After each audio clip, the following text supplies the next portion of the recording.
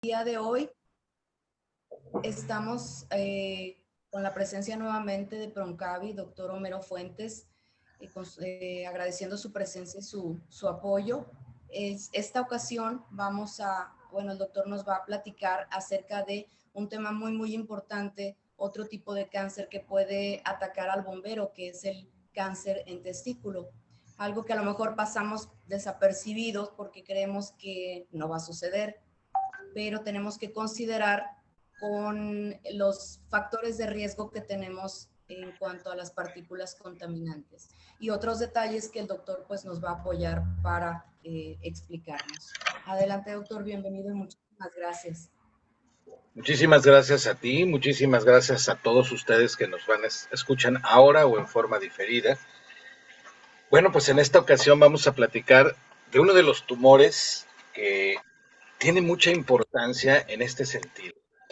Si bien no es de los tumores más frecuentes, sí es un tumor que tiene, primero que nada, altísimas tasas de curación, y dos, que particularmente es más común en personas jóvenes. Y esto, pues con todas las implicaciones socioculturales que esto tiene, pues ustedes se imaginarán, ¿verdad? Cómo este tipo de situaciones afectan en un momento dado a las personas. Así que el tema de hoy es el cáncer del testículo. Y para variar esto ya se atoró, así que voy a iniciar otra vez desde cero.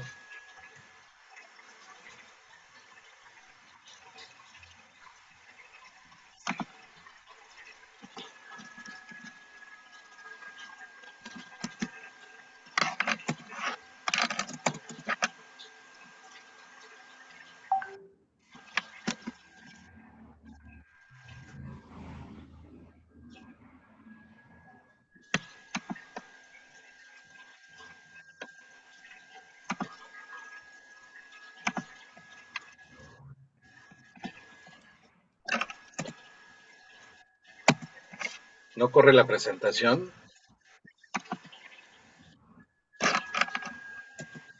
Ahí está. Sí, ya está. Ahí está. Ok, les decía que el cáncer testicular se presenta por lo general en personas jóvenes. No es privativo y es exclusivo de personas jóvenes, pero sí es más común entre los jóvenes. Generalmente se presenta entre los 10 y los 25 años. Sin embargo, existen algunas variantes, específicamente de un grupo de ellos que se llaman seminomas y que reciben el nombre de seminomas espermatocíticos. Como podemos ver aquí, los tumores testiculares se dividen en un grupo de tipos distintos de tumores. Y hay un seminoma clásico, por ejemplo, y hay un seminoma espermatocítico. Este seminoma espermatocítico es un seminoma más comúnmente visto en adulto y que tiene, por supuesto, algunas alteraciones y algunas diferencias con los jóvenes y que probablemente sea uno de los tumores que caracterizan más al hombre adulto y a todas estas exposiciones a las que en un momento ciertos grupos de riesgo están expuestos. Yo les había comentado que en alguna ocasión se había hecho un estudio en los desollinadores del Reino Unido hacía muchos años, en donde se presentaba lesiones escrotales por contaminación justamente por los residuos de las chimeneas de aquellos años, pero también se vio que esto en un momento dado afectaba a la célula germinal, a la célula del testículo propiamente dicho, y se presentaba como una actividad ocupacional en aquel grupo de personas. Si bien no lo vemos todos los días y las chimeneas prácticamente ya no existen, bueno, pues también tenemos evidentemente exposición en incendios y en otra serie de situaciones que ustedes ven con frecuencia, en donde puede haber este contacto y en donde justo comentaba con la doctora antes de iniciar esta charla, cómo existen residuos que pueden impregnarse en los equipos de trabajo y que en algún momento dado pueden guardar sustancias que lo generen o que lo precipiten. De manera muy singular y que quiero señalar muy claramente, el cáncer testicular no es una enfermedad que suele darse de manera bilateral, es decir, en los dos testículos. Regularmente se presenta en uno de ellos. Es muy ocasional que se presente en los dos. ¿Ok? Y hablando de estos tipos, básicamente los dividimos en los tumores que son seminomas, que ya expliqué, y los llamados no seminomas, que son un grupo grande de enfermedades. Se llaman carcinoma embrionario, uno de ellos, tumor de senos endodérmicos o Gel-Sac, alguno de otro de ellos, y algo que se llama coriocarcinoma, que son tumores extremadamente agresivos. Por otro lado, tenemos a los teratomas. Hay unos que son benignos dentro de estos, que son teratomas diferenciados, y hay otros que son teratomas malignos, que son teratomas indiferenciados. Y muy comúnmente encontramos combinaciones en un mismo tumor de estas diferentes variantes. Y esto es muy importante porque a la hora de seleccionar la terapia es justamente donde necesitamos saber esto. Más allá del riesgo ocupacional al que ya me referí, yo lo que se tiene que decir que en esencia y en estricto sentido científico, la causa de estos tipos tumores, de este tipo de tumores, es desconocida. ¿Qué sabemos? Sabemos que hay un fondo genético que lo propicia y eso hace que la mayoría de las veces se desarrolle en personas jóvenes. A diferencia de otros tipos de cánceres, aquí hay un factor muy común que lo puede precipitar, pero que además es muy común en la práctica de todos nuestros días y que se conoce con el nombre de criptorquidia. Esto se ve en los niños o en los jóvenes adolescentes y se refiere al no descenso de un testículo a la bolsa escrotal. Déjenme explicarles esto. En la vida embrionaria, cuando nosotros nos estamos formando dentro del útero de nuestras madres, el testículo tiene un proceso de descenso, viene del riñón propiamente, y va bajando, bajando, bajando, bajando, hasta que llega y se guarda en la bolsa, que es el escroto, en la bolsa escrotal propiamente dicho. A veces sucede que en ese trayecto se queda atorado en algún punto, y entonces está la bolsa escrotal y está la bolsa escrotal vacía. Así que ese testículo fuera de su sitio es un testículo que tiene una gran tendencia a desarrollar cáncer testicular. Hay que distinguirlo y hay que diferenciarlo también de lo que se llama testículo retráctil, sobre todo en los niños y en los jovencitos.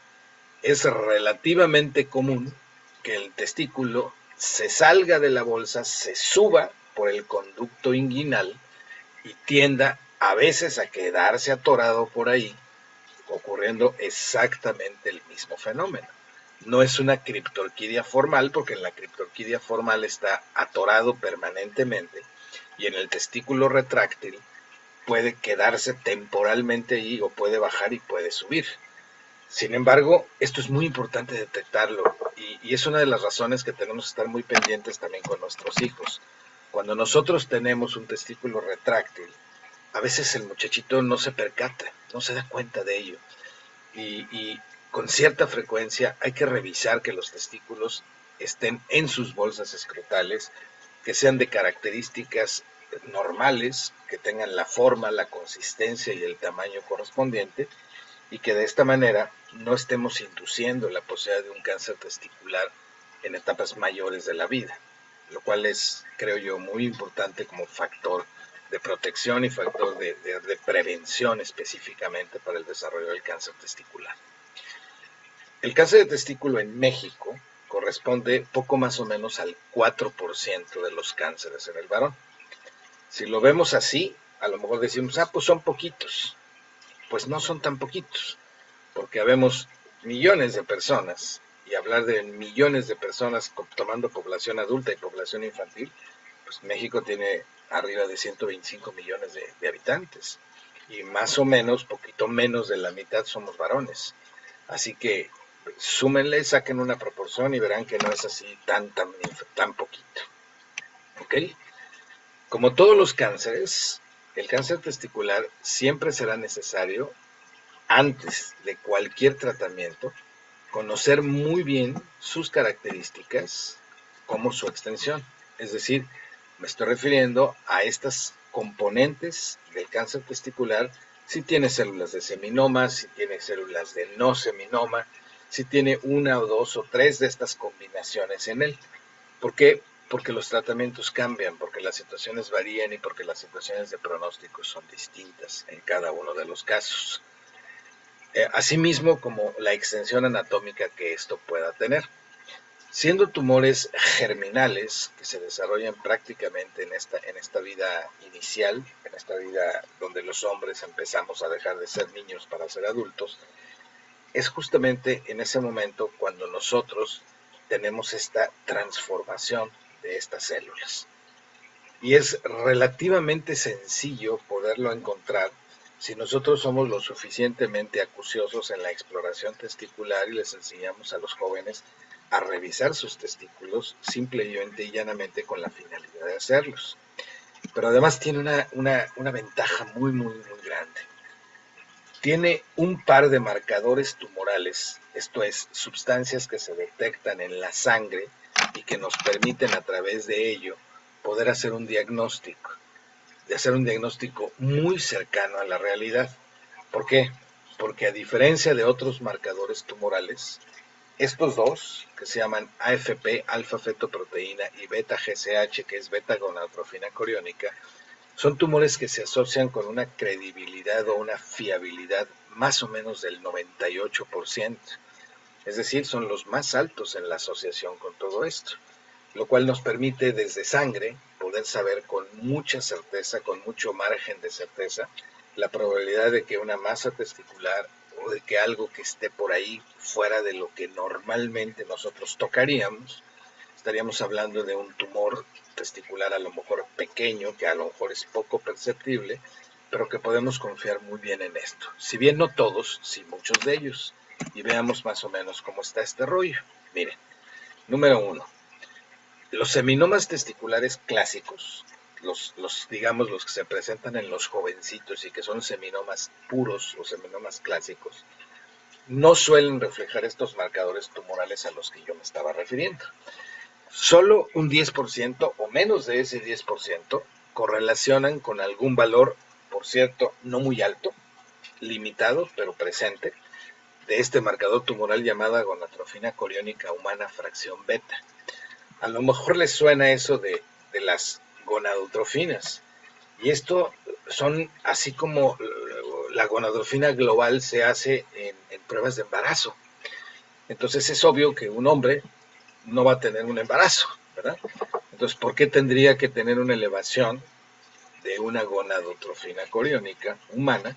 En este caso sería la beta, pero cuando tú no la distingues y pides gonadotrofina coriónica, por ejemplo, en orina o gonadotrofina coriónica en sangre, pues puede salir positiva y pues sería el primer caso mundial que tuvieras un embarazo en un varón. Como tal, es evidente que no es por ahí. Que aquí por acá hay otro problema que puede ser testicular o extratesticular, que son más raros todavía, pero que frecuentemente marcan, bueno, no tan frecuentemente, 10% o menos, marcan para gonadotrofina coriónica. Miren, estas son unas imágenes que no son agradables, pero que son reales. Aquí pueden ustedes observar cómo se nota, por ejemplo, una gran masa testicular, que obviamente en esta situación pues es obvia, ¿no? El testículo se muestra sumamente crecido, en este caso es el testículo del lado derecho, que se muestra en esta zona, que incluso minimiza el aspecto del pene y que evidentemente forma un bulto grande. Estos seminomas testiculares son altamente sensibles a la radioterapia. La radiación puede curar arriba del 98% de estas enfermedades. Y estas enfermedades también pues tienen un alto grado de agresividad y de diseminación temprana, justamente por esta característica de rápida diseminación y de rápida reproducción celular, que es relativamente común que afecte a los pulmones. De hecho, no es extraño que un paciente que te llegue de primera vez, te llegue a veces por sintomatología respiratoria. Entonces, ahora en tiempos de COVID, pues lo primero que piensas es COVID o neumonía o alguna cosa por el estilo, y resulta que no, resulta que lo que tiene es un cáncer testicular que se le fue al pulmón y que le está ocasionando problemas respiratorios como tal.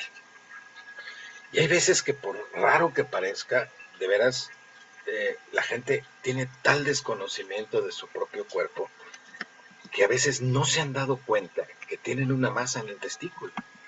Me ha pasado en la consulta que llegan pacientes, por ejemplo, me recuerdo muy bien un caso que se los quiero platicar.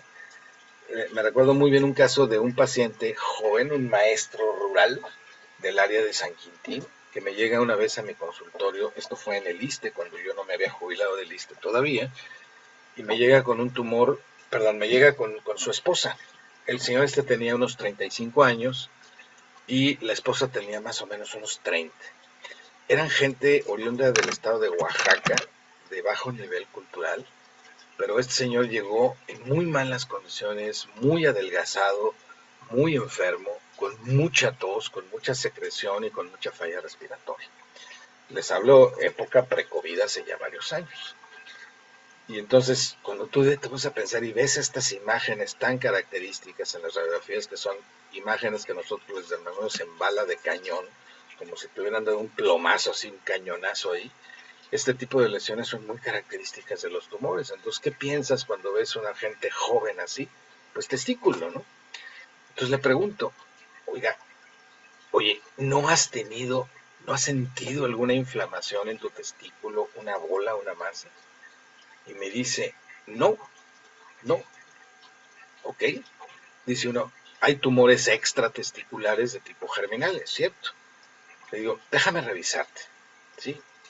Se baja y me encuentro, no les exagero, una masa más o menos así. Le digo, oye, pero ¿cómo que no has notado esto? ¿Te parece normal que esto sea ahí? No, pues es que yo creía que me estaban creciendo los testículos. Imagínate, a los 35 años te van a andar creciendo los testículos, ¿no? Pues hombre, caray, ¿no? Cosas que no puedes a veces creer. Ok, esos son los seminomas.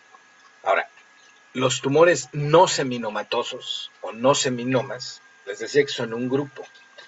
Este grupo es bien diferente a los seminomas. Y repito, a veces se combinan. A veces hay una parte del tumor seminoma y otra parte del tumor no seminomatoso. Y este es un corte anatómico donde ustedes pueden apreciar un testículo abierto en dos hojas, propiamente dicho, en donde pueden ver la estructura más o menos testicular normal que está en su lado izquierdo, que sería esto, y pueden ver la parte de la otra fracción testicular y la parte central. Vean ustedes con esto que evidentemente es diferente, ¿no? al tejido de junto. Bueno, este es un tumor, eso es un cáncer no seminomatoso del testículo que se presenta, y curiosa y característicamente este tipo de tumores no seminomatosos, que acaso son un poquito más frecuentes que los seminomas o combinados, son muy sensibles a la quimioterapia y lo son poco a la radiación. Estos tumores casi no responden a la radiación, a diferencia de los seminomas, pero lo hacen muy bien a la quimioterapia. Que por cierto, los seminomas también responden a la quimioterapia en menor grado, pero también lo hacen. Y aquí es justamente donde tenemos estos dos elementos maravillosos en sangre que podemos detectar desde antes de cualquier otra cosa, que son la alfa-fetoproteína y la ya mencionada gonadotrofina coriónica fracción beta. Son muy fidedignos, están muy relacionados con esto. Esta última, la beta GCH o gonadotrofina coriónica, en particular para el coriocarcinoma, y sobre todo la alfa-fetoproteína, presente en los otros tumores, como los tumores de senos endodérmicos, como el carcinoma embrionario, los teratomas y los tumores estos diferentes, ¿no? Como tal. Cuando a nosotros nos llega un joven, un niño, un joven, al principio al consultorio, lo primero que tenemos que hacer es interrogar, ver qué onda, ver de qué se trata, por qué lo llevan. Pero me parece a mí muy importante no limitarme al sencillo hecho de decir, a ver, bueno, viene porque está enfermo la garganta, ok. Le reviso su garganta, veo que no tenga ganglios, veo que no tenga algo, ya determino si tiene una faringitis o si tiene lo que haya tenido. Pero cada día se pierde más, particularmente entre los médicos jóvenes, esa sana costumbre de revisar, de explorar a los pacientes. Ahora a veces caemos en el error de tratar de sustituir todo con la tecnología y nos olvidamos que existen algunos otros elementos a la exploración clínica que no nos va a dar fácilmente la tecnología. Y eso es justamente la revisión. Cuando nosotros recibimos a un paciente joven, es muy importante revisar los testículos. ¿Por qué? Porque pasa lo que les acabo de platicar, por ejemplo, con este maestro rural que les decía. Hay veces que es tan malo, tan bajo el conocimiento de nuestro propio cuerpo, que las personas no se dan cuenta. No se dan cuenta que tienen algo o más grande, o más duro, o diferente. Y cuando nosotros hacemos esto y encontramos o una masa, o un aumento de volumen, o un aumento de la consistencia o un aumento de la consistencia en un testículo, bueno, pues algo no está bien ahí. No quiere decir que todo sea cáncer, pero una posibilidad es que sea cáncer. Entonces, ¿cómo iniciamos? Iniciamos con la realización de un ultrasonido y una toma de marcadores tumorales. Vamos a suponer que los marcadores tumorales estén negativos. Dices, ok, pues a lo mejor no tiene un cáncer de testículo, o a lo mejor tiene un seminoma del 90% que no marcan para la beta-gonatrofina coriónica que ya mencioné. Ok, pero también puede tener alguna otra cosa diferente. El punto es que en el puede ser y en el voy o no voy y en todo esto, a veces se pierden tiempos preciosos. Créanme que el cáncer de testículo, con su rapidísima diseminación, es una enfermedad en donde encontrarlo a tiempo hace una gran diferencia en muchos casos para poder curar. Y digo literalmente curar a un grupo de pacientes que en términos globales el 90% de los casos son curables. Habrá que especificar el tratamiento y hacer los estudios de extensión de enfermedad, buscando enfermedad en el abdomen, en los pulmones, en el hígado, incluso en el cerebro, que puede irse también para allá, pero son tumores que pueden tratarse muy, muy adecuadamente. Ahora bien, ¿sí? El abordaje inicial de un paciente con un cáncer testicular siempre va a empezar por la búsqueda del tumor primario. Entonces, lo primero que se tiene que hacer es la extirpación del testículo en cuestión. Primero, por una razón esencial. Se necesita el testículo para hacer los cortes que ustedes vieron en las imágenes anteriores, en donde el patólogo en el microscopio nos va a decir qué tipo de cáncer es, si es que es un cáncer, o qué combinaciones de tumores se encuentran ahí. Esa es la primera razón. Necesitamos tener la certeza de lo que se tiene y el análisis minucioso de todo el testículo para poderlo hacer. La segunda es la situación que inhibe o que impide que, en caso de ser un cáncer, los medicamentos que vayan a usarse, especialmente los medicamentos de quimioterapia, no pueden pasar al testículo. Curiosamente hay dos, se les llama santuarios. Hay dos santuarios, dos sitios a donde el medicamento no llega. Uno es el cerebro y otro es el testículo. La rete testis, la conformación anatómica de la región testicular, impide que los medicamentos lleguen libremente a esa zona. Así que esa es la segunda razón por la que el testículo debe ser retirado. Y algo muy importante también es que cuando el testículo debe ser retirado, a diferencia de otros procedimientos por otras razones, por ejemplo el cáncer de próstata, donde podemos quitarlo por vía escrotal, aquí el abordaje siempre tendrá que ser por la vía inguinal, ya que estos tumores se van por la vía inguinal, ya sea por sangre, por linfa, por ambas, incluso por el conducto mismo. Entonces se requiere lo que se llama la ligadura alta del cordón umbilical, del cordón inguinal, del cordón deferente testicular. Entonces, ¿qué hace? Se liga el cordón y entonces sí, se extrae el testículo de manera completa. Es entonces cuando se envía a hacer el huevito como tal, con el cordoncito, y así se le manda al patólogo.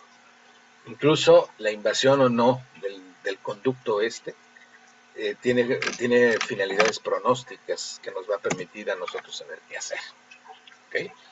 Ya les decía yo que este tipo de cáncer en general tiene un excelente pronóstico, ya que tiene una elevadísima sensibilidad a la quimioterapia y a la radiación en el caso de los seminomas, y que se correlaciona con curaciones del más del 90% de los veces.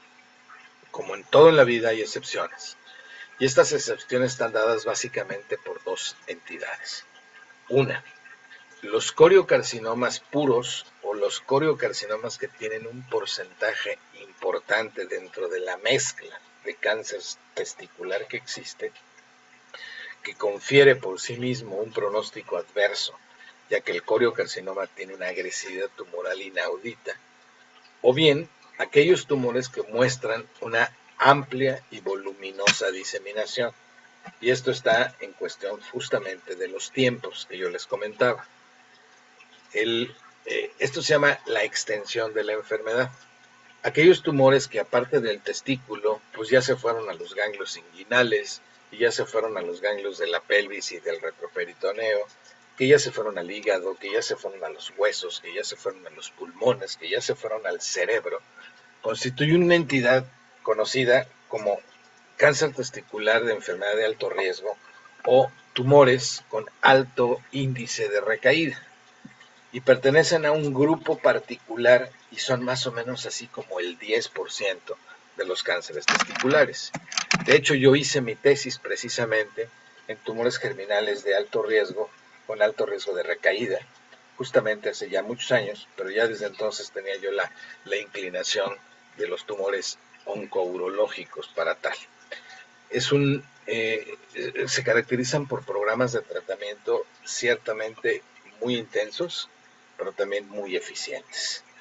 Obviamente, si nosotros no tenemos un coriocarcinoma en los componentes de la enfermedad y no tenemos una enfermedad tan avanzada, los pacientes caerán en el rango del 90% que se cura y no en el rango del 10% que no se cura. Y esto nuevamente depende de nuestra corresponsabilidad, empezando desde la detección de una criptorquidia o de un testículo retráctil y siguiendo con cierta frecuencia revisarse, autoexplorarse, recurrir a los médicos. Incluso hay por ahí algunos videos y algunas escenas chuscas con algunos de los futbolistas y con algunas de las cosas que se han dado al respecto. El hecho es que se subestima mucho al cáncer testicular, se le considera por muchos una enfermedad rara y por alguna extraña razón los mexicanos pensamos, bueno, pues sí, ok, está así, pero a mí no me va a dar. ¿Y por qué no? O sea, aquí la pregunta es, ¿por qué no te va a dar? O sea, ¿qué tienes tú de diferente a lo que pueda tener cualquier otra persona? A todos nos puede dar, evidentemente. Es muy importante informar a nuestros pacientes y a los familiares de los mismos, particularmente en el caso de los niños, o a la esposa, en el caso de los hombres ya mayores de edad, que el tratamiento médico, y en este caso tanto la radioterapia como la quimioterapia, pueden producir esterilidad. Es decir, estos medicamentos pueden llegar a dañar al testículo residual. Recuerden que les decía que casi siempre es solo de un lado. Entonces la extirpación testicular será de un lado, no de los dos. Pero es probable que con el tratamiento de radiación o con el tratamiento de quimioterapia que vaya a seguir a la extirpación del testículo, cabe la posibilidad de hasta un 50% de los casos en donde pueda haber esterilidad secundaria. Más allá de que existen pacientes que, como ya traen este problema genético desde la infancia, son estériles y no lo sabían. Entonces, es muy importante hacer una muestra de esperma. Primero hacer una espermatobioscopía, se llama. Es una cuenta en cuanto a la cantidad y en cuanto a la calidad de los espermatozoides. Y cuando no es el caso que hay una esterilidad primaria y el paciente, a veces muy joven, en un futuro deseará tener familia o tener descendencia, pues es muy importante que tome esta precaución si así lo desea, ¿sí? Es decir, existen bancos de semen en donde se guarda, se deposita específicamente en frascos y se guardan en el banco de semen bajo un proceso de congelación, y estos se pueden rescatar 1 año, 2 años, 3 años, 5 años después, y una vez curado el paciente se puede reinducir. En el caso de que hubiera habido esterilidad por el tratamiento, se puede hacer la fertilización in vitro de la pareja en un momento dado si se desea el embarazo. O sea, esta posibilidad es factible, no es barata, ni es sencilla, ni está disponible en las esquinas, ¿no? Pero la posibilidad existe. Seguramente ustedes recuerdan el caso de este ciclista profesional famosísimo, Lance Armstrong, un hombre excepcional en la Tour de France, por cierto. Él ganó 7 veces la Tour de France y las últimas veces lo hizo ya después de haberse recuperado de un cáncer de testículo. El señor tuvo un cáncer de testículo mixto, en donde tenía diferentes componentes como tal, y llegó incluso al grado de tener metástasis cerebrales, es decir, diseminación del cáncer hasta el cerebro. No obstante, la sencillez del tratamiento y su fortaleza física hizo que este hombre pudiera salvar la vida de un cáncer testicular bastante agresivo y que había tenido una diseminación grande. No es el común denominador de ello, ¿sí? Normalmente un paciente que va más allá de las lesiones testiculares cercanas, es decir, aquel que tiene lesiones hepáticas o pulmonares muy extensas o cerebrales, son pacientes de alto riesgo y que hay muchos en ese 10% que no es posible curar todavía. Pero este hombre lo hizo, lo pudo hacer. Lo que no pudo recuperar fueron sus títulos de la Tour de France, porque seguramente se recuerdan ustedes que en su momento él fue despojado de estos títulos precisamente por la comprobación del dopaje. Así que imagínense, ¿no? Después de ganar un torneo 7 veces, como lo es la Tour de France, después de vencer al cáncer, te despojas por una cosa tan simple, no tan simple, pero vaya tan banal como puede ser en un momento dado dopaje, ¿sí? Solamente quisiera yo agregar, y por eso me traje hoy bullets y de aquí desarrollar lo que les estoy platicando, les quiero comentar lo siguiente.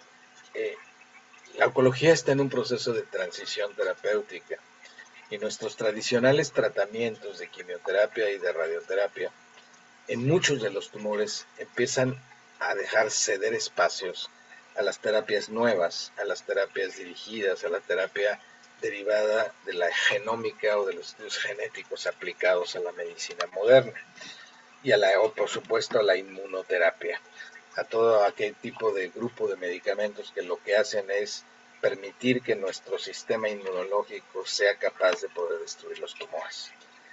En el cáncer de testículo esto tiene un desarrollo menor, y tiene un desarrollo menor porque los tratamientos convencionales son altamente exitosos.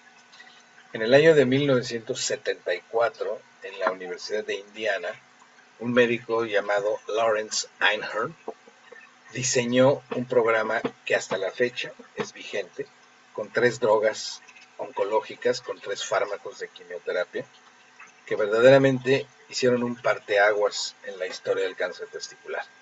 Antes vamos a decir que se morían el 80, el 85, el 90% de los pacientes jóvenes con cáncer de pulmón, con cáncer de testículo, perdón, independientemente que tuvieran lesiones o no en el pulmón o que las tuvieran en otra parte, pero se morían, no había un tratamiento eficiente con que tratarlos, y era una pena ver morir a niños o ver morir a jóvenes, particularmente con un tumor de esta naturaleza. El doctor Lawrence Einhorn diseñó este programa, fue galardonado a nivel internacional por estos logros, y desde entonces existe el famoso programa de tratamiento del doctor Einhorn para el cáncer de testículo. Esto con algunas modificaciones y con algunas adaptaciones a la fecha, repito, persiste, aunque con algunas adecuaciones. Esto ha hecho ser menos necesario la participación de las terapias modernas. Pero ¿qué pasa con aquellos pacientes que, a pesar de poder recibir todos los tratamientos, de poder haber obtenido las respuestas, recaen? Sean de alto riesgo o no, pero recaen. Bueno, es justo ahí donde estos protocolos de terapia convencional moderna son los que entran en juego. Y hay por lo menos un par de medicamentos de inmunoterapia y otro par de medicamentos de terapia dirigida que están utilizándose con cierto éxito también en el cáncer testicular. No está ajeno pues a esta modernización.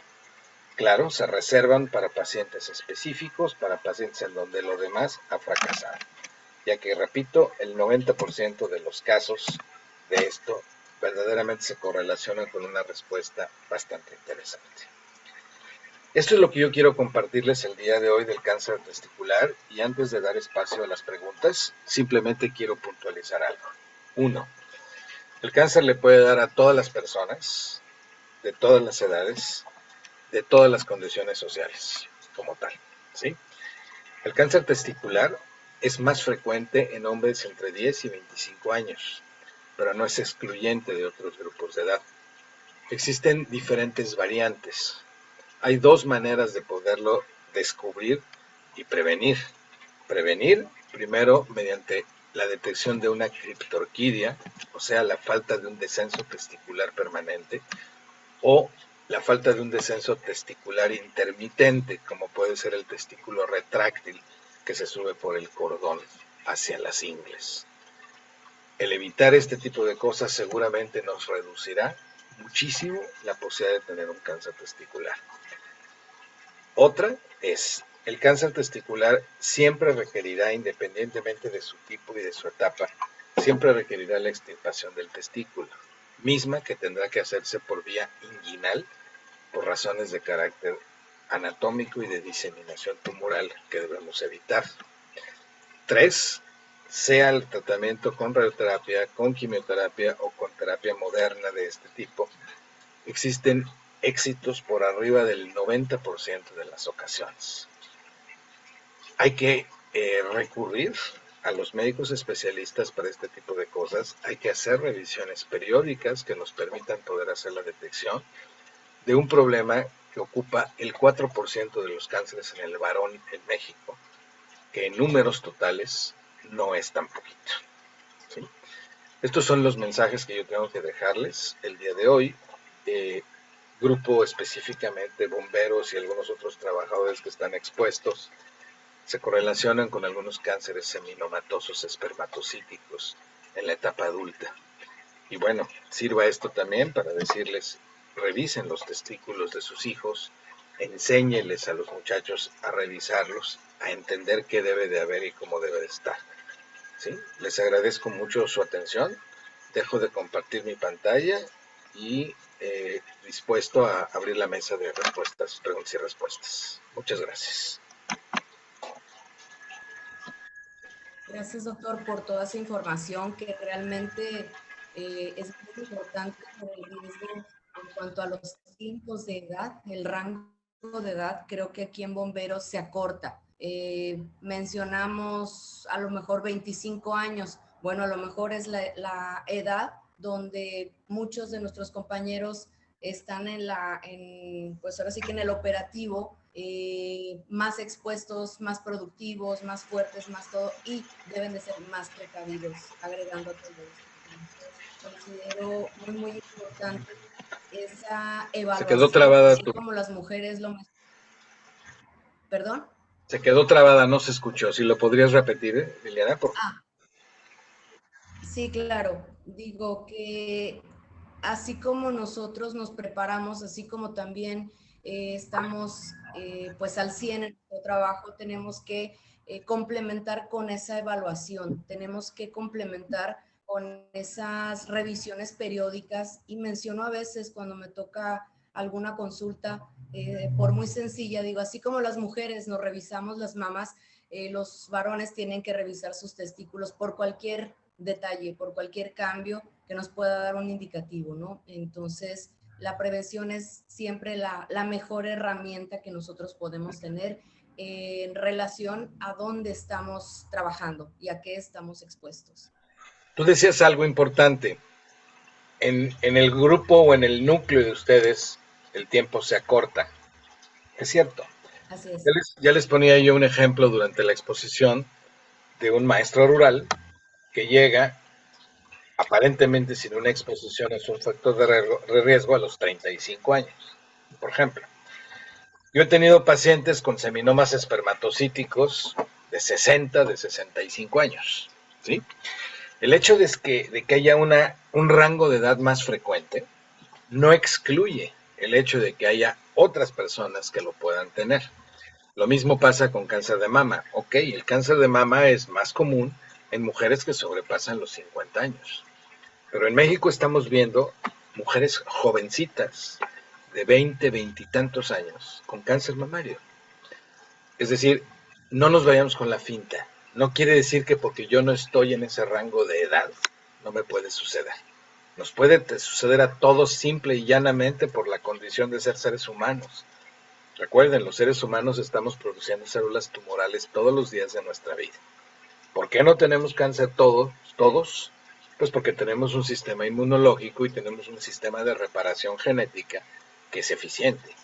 Cuando por alguna razón deja de ser eficiente, y llámese esto exposición a tóxicos, llámese esto exposición a drogas, llámese esto reducción del sistema de defensas por alguna otra patología, por alguna otra enfermedad, por alguna otra infección, es entonces cuando los tumores aprovechan.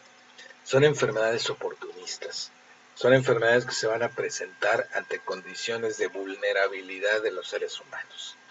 Y ante una situación de vulnerabilidad, todos podemos tener cáncer. Entonces, nadie estamos exentos. Y si yo tengo un factor adicional, en este caso de tipo exposición, caray, pues tengo que tener aún más cuidado. Así es, así es. Pues no sé si compañeros tengan alguna pregunta, alguna duda, algún otro comentario.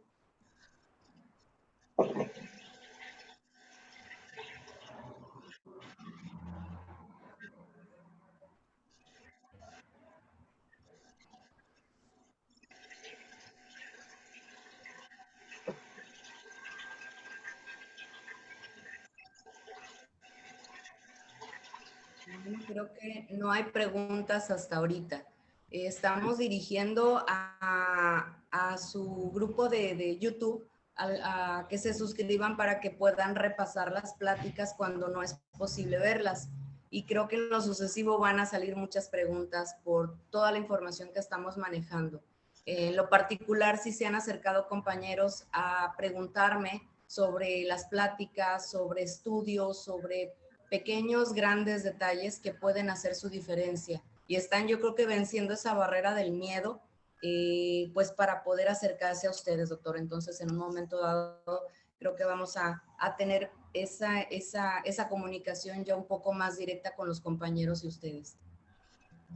Yo, sabes, estoy disponible, no tienen más que preguntar y yo con mucho gusto respondo en el momento que lo quieran hacer, ¿no? De acuerdo. Compañeros, ¿alguna otra pregunta, duda, inquietud?